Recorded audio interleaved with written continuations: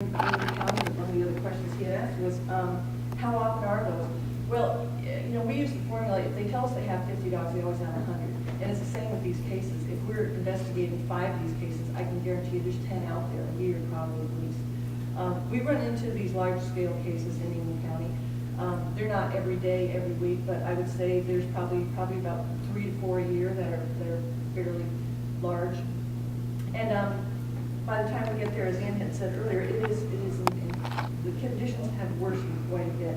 Some of the points on this House bill that I think I want to just go quickly is the requirement of the vaccinations is very important, because right now we have kennel licenses. We do have laws in Ingham County. Michigan has some of the greatest animal cruelty laws in the nation. I love that about Michigan.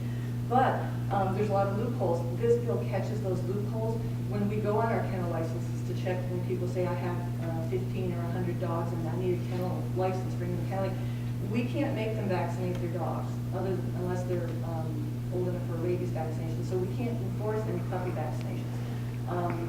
We also can't enforce the number of people that are working in their kennels and things like that to provide some of those minimal standards. I mean, we have 50 to 100 dogs on our shelter on any given day.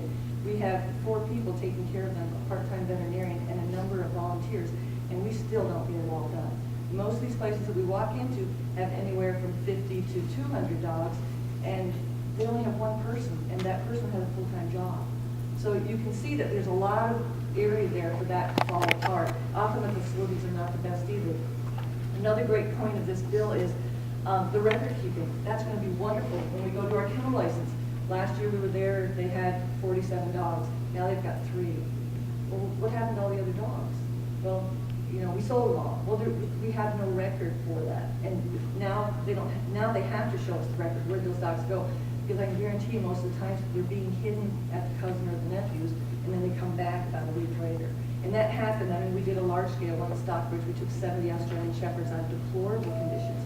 Grand champion breeder, ribbons, trophies, very well respected, but she had 70 Australian Shepherds hidden in a barn.